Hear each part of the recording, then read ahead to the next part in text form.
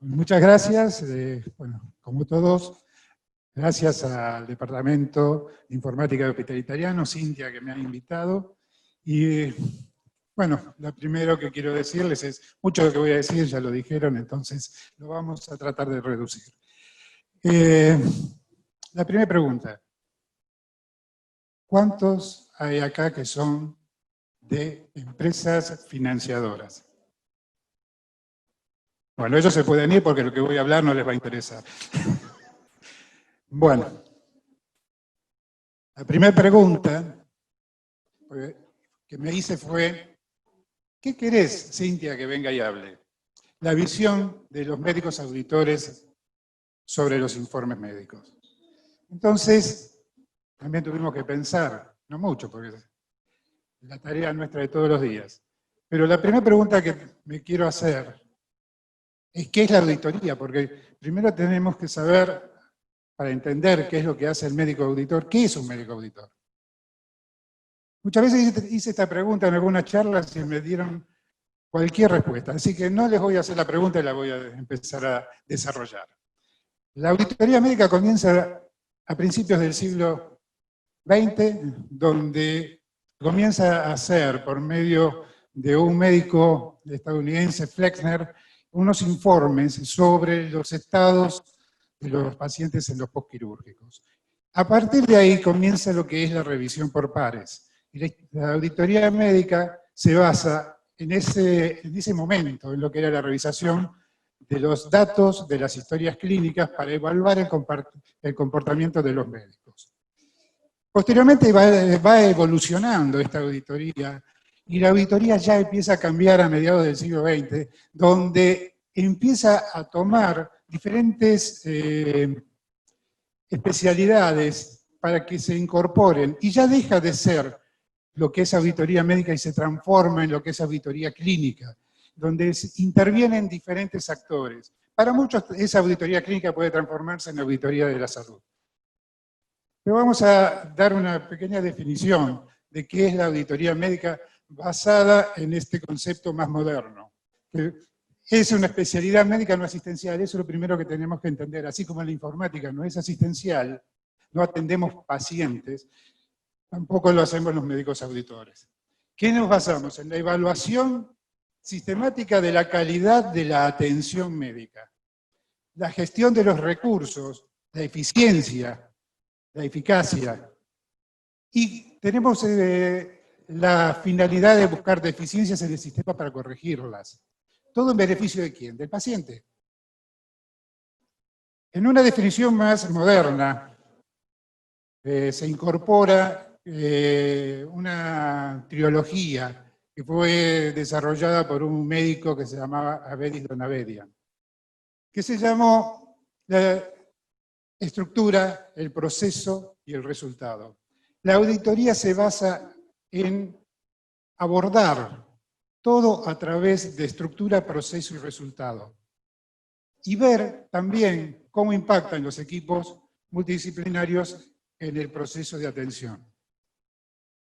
Pero luego, en algunos países, como el nuestro, a partir de los años 70, donde toma auge las obras sociales, la auditoría, aparte de evaluar la calidad, comienza a trabajar para las obras sociales en el control de la facturación, del gasto médico. Y esto obliga que por su contraparte, en las entidades prestadoras de salud, tengan que incorporar auditores para hacer la contraparte de los auditores de las obras sociales, de los prepagos. Entonces tenemos el auditor malo, que es el del financiador, y el auditor bueno, que somos nosotros los de los prestadores. Bueno, esto, lo que hace la auditoría en esta nueva etapa, aparte de la calidad, es contener el gasto a través de las autorizaciones, fiscalizar las cuentas médicas, o sea, la facturación, y detectar fraudes y abusos por parte tanto del beneficiario como del prestador. No tan solo el prestador a lo mejor es tramposo, muchas veces es el afiliado el tramposo, el que viene con un carnet de otro, el que viene haciéndose pasar por otra persona, y hasta hemos tenido internaciones de pacientes que no eran socios. venían con el carnet del mellizo, por decirlo de alguna manera. Bueno, hay un concepto muy amplio. Yo ahora me pregunté qué era el reporting.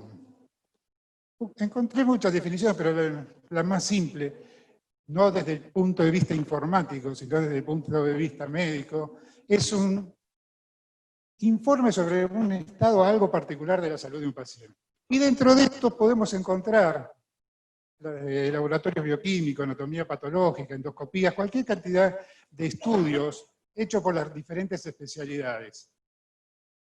¿Y cómo fueron los primeros informes? Acá tenemos una pieza de museo, que es un informe realizado por William Morton. William Morton era un físico, seguramente te acordás, que fue uno de los primeros que trabajó con rayos X, y este informe, firmado por él, si ustedes se fijan, es una carta. En aquel momento, los informes que hacían los médicos eran cartas, no eran lo que conocemos hoy como informe. El informe ha ido evolucionando con el tiempo y, por ejemplo, las diferentes asociaciones médicas dieron trabajo en esto que es el informe. Empezaron cada uno de ellos a estipular cómo debería ser un informe en cada especialidad. Así está, por ejemplo, la Asociación de Radiólogos de América, el Colegio Americano de Radiólogos, donde hasta tiene normas sobre el reporting y el reporting informatizado.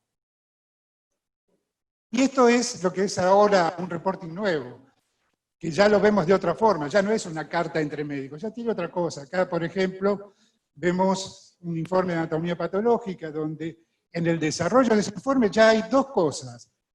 Tiene dividido lo que está estudiando en un informe microscópico y otro macroscópico. Y luego un diagnóstico. Ahora veamos un poquito cómo la auditoría va a analizar esto. Va a analizar la estructura, va a abordar la estructura del informe, va a abordar el proceso que está relatado en ese informe y va a evaluar el resultado que se arroja en el informe. Vamos a ver cómo estaría esto. Acá hagamos un gráfico y vamos a decir qué es lo que interesa. ¿Por qué puse el logotipo? La identificación del efector. Hoy vamos a hablar de algo que se llama débito. Puede ocurrir que venga alguien al hospital italiano a hacerse una resonancia y no funciona el resonador, no tenemos cómo hacerla. Entonces mandamos a hacer esa resonancia a un hospital amigo, qué sé yo, británico, que tiene resonador, ¿no? Bueno, le mandamos al británico, ¿no? ¿Y qué ocurre? Puede ocurrir que el hospital británico le facture al hospital italiano ese estudio que realizó y entrega un informe. Pero a su vez, el hospital italiano tiene que facturarle a quien es su cliente ese informe. Y se lo va a facturar seguramente como corresponde, con el informe del hospital británico. ¿Qué va a ocurrir? Vamos a tener un débito. No van a pagar. ¿Qué es lo que va a ocurrir? La obra social me va a decir, yo tengo una orden que dice que esto lo tiene que hacer el hospital italiano, pero acá tiene el logotipo del hospital británico, no te lo pago. También puede ocurrir otra cosa, que el paciente se haya ido a pedir una autorización, la autorización fue emitida para el hospital italiano y fue al hospital alemán a hacérselo. Y en el hospital alemán dijeron, sí, se lo hacemos. Pero cuando hace ese informe, el hospital alemán no dice italiano, dice alemán.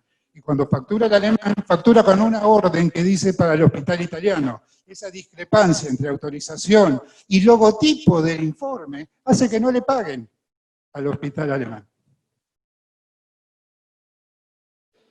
La identificación del paciente. Necesitamos identificar, evidentemente, el paciente.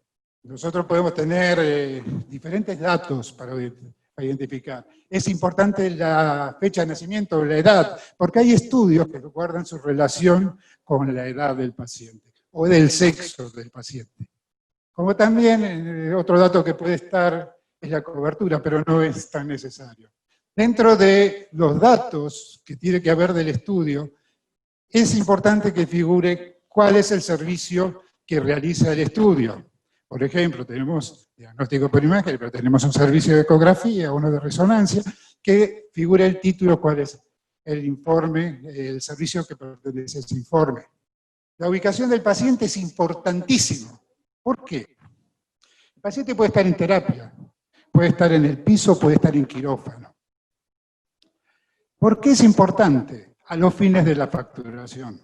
Porque los estudios realizados con portátiles o realizados en quirófano tienen un arancel diferente. Entonces, si el protocolo no indica dónde se realizó ese estudio, no lo van a pagar con el arancel que corresponda al portátil o al quirófano. Por eso es importante que en el cuerpo del informe figure este dato. Es solicitante, algunos ponen el solicitante, otros no, no es necesario. No lo evaluamos quién lo solicitó en este momento, porque tenemos siempre la orden del que pide, que ahí nos dice quién es el solicitante.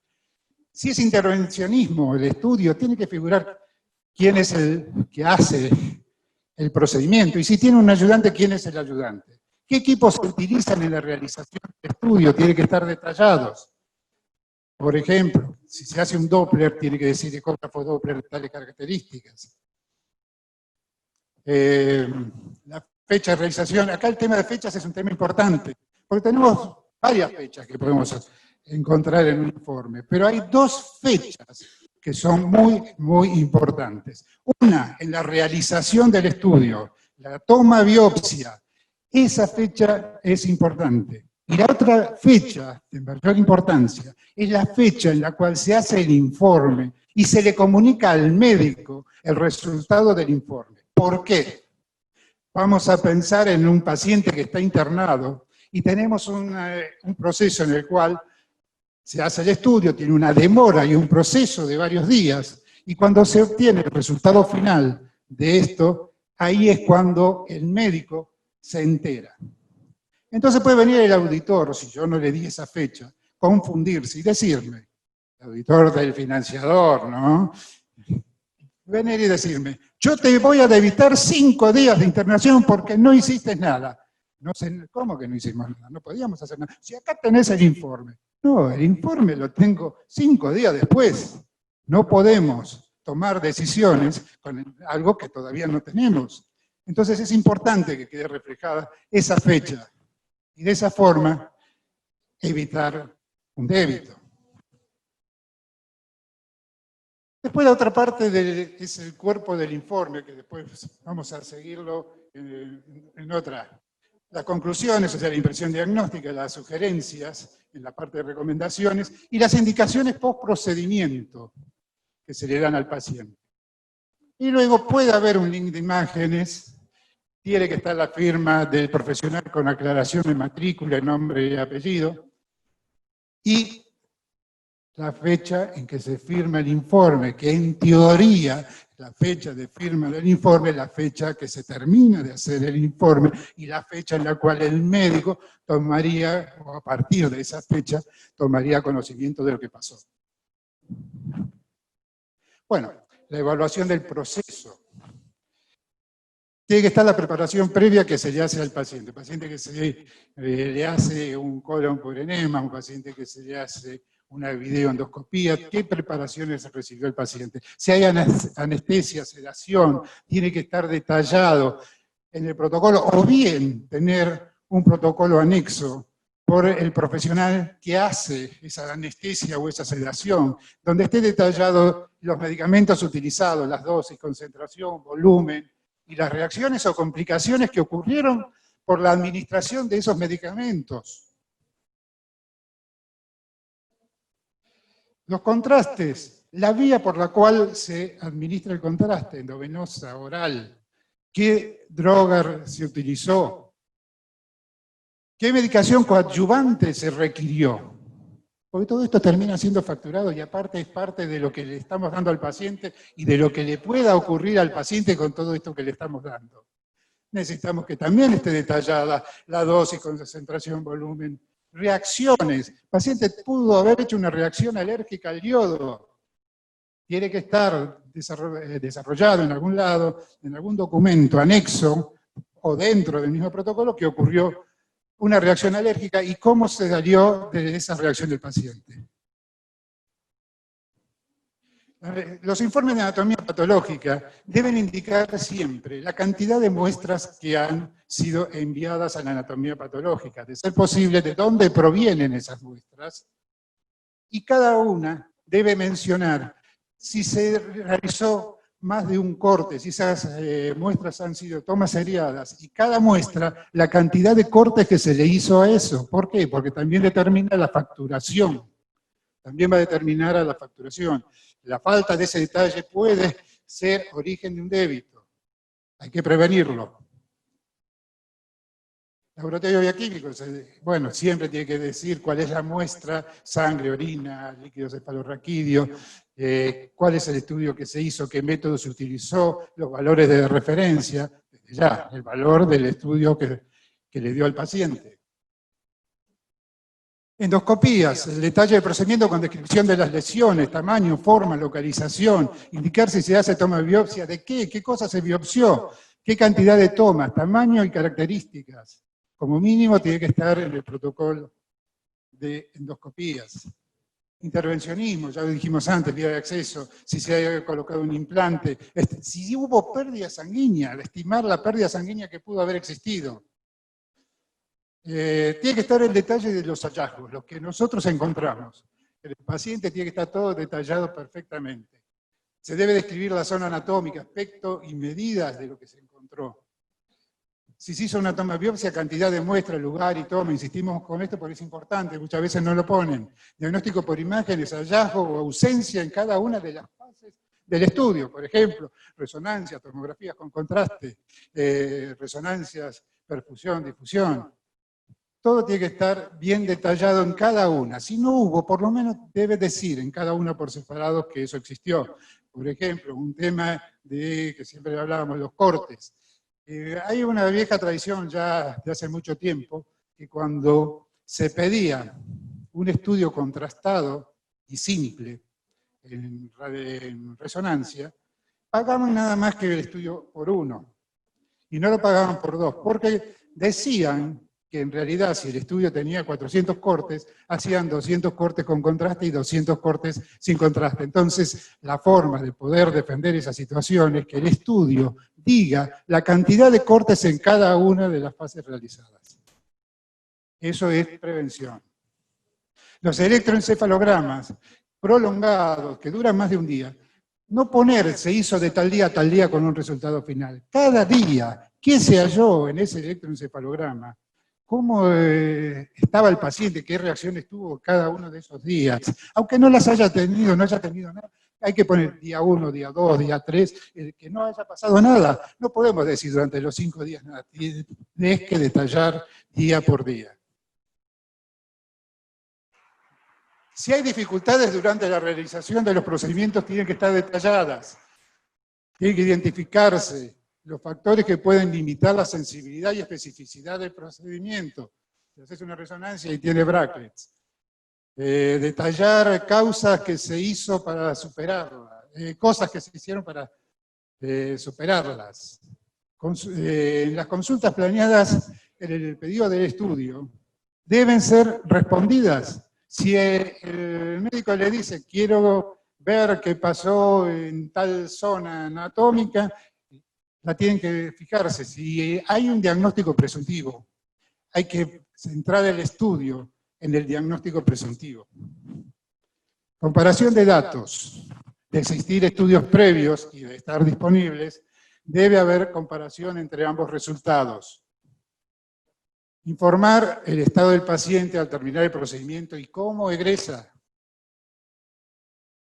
Bueno, el proceso también se evalúa en la conclusión o en el diagnóstico. La anatomía patológica, un diagnóstico por muestra, como mínimo. Siempre que sea posible debe haber precisión diagnóstica. De ser apropiado deben presentar los posibles diagnósticos diferenciales. Y de ser necesario sugerir estudios adicionales o más apropiados para aclarar los diagnósticos. Cualquier reacción significante del paciente debe ser informada. Utilizar codificaciones en los diagnósticos, anatomía patológica, SNOMED, radiología, diagnóstico por imagen, BI-RADS, LI-RADS, BI-RADS. Evaluación de resultados. Bueno, acá la evaluación de los resultados en realidad no es para el débito en sí, sino que esto lo podemos hacer para generar perfiles sobre profesionales que indican los estudios. Y dentro de esto, las clasificaciones que vamos a dar sobre los estudios está en el resultado. Normal, estudio con hallazgos no patológicos, estudio con hallazgos causales que determinan, casuales, que necesitan evaluar un diagnóstico secundario. Un estudio que tenga un hallazgo que obliga a un seguimiento posterior, un estudio que determine realizar un tratamiento médico, o un estudio que posteriormente se debe completar con una biopsia o un estudio dirigido, un estudio que determina la necesidad posterior de una cirugía. Esto forma parte de lo que llaman profiling, o perfiles, por ejemplo, de los derivantes. Cuanto más, lo que buscamos acá, por ejemplo, en profesionales, que tienen muchos estudios normales. Un médico que tiene entre sus pacientes muchos estudios con resultados normales, puede ser necesario tener una conversación desde el financiador con ese médico para ver qué está pasando.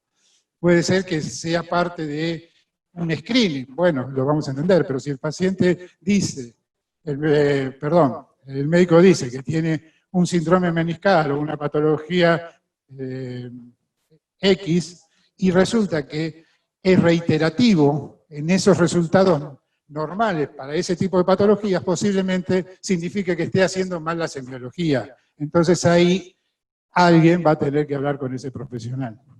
Consideraciones. Realizar informes minimizando errores tipográficos u omisión de palabras, porque da una mala interpretación del informe y puede haber una mala praxis posterior por parte del médico que atiende al paciente. No utilizar siglas o abreviaturas que pueden confundir la interpretación diagnóstica por ser ambiguas. Si se utiliza un sistema de dictáfono, verificar la transcripción y que no se incluyan artificios.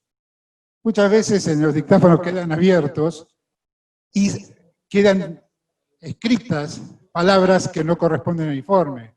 Una vez vi una canción cuando terminaba el informe. Si se utilizan plantillas, verificar que no queden espacios en blancos o puntos. Por ejemplo, hay algunas plantillas que tienen una sucesión de puntos o guiones para que se completen. Y han aparecido estudios con informes que no habían sido cumplidos esos espacios o que hayan quedado como errores. Comuníquese con el profesional solicitante ante hallazgos críticos, ya que puede requerir conductas terapéuticas inmediatas. Adjuntar imágenes relevantes o link en las mismas. Si se emitió un preinforme que tiene diferencias con el definitivo, avisar inmediatamente al profesional a cargo del paciente. Ahora sí, todo esto muchas veces requiere un cambio. Para poder hacer esto necesitamos cambiar algunas mentalidades. Y ya alguna vez alguien dijo que no es la especie más fuerte la que sobrevive, ni la más inteligente, sino la que es receptiva al cambio. Muchas gracias.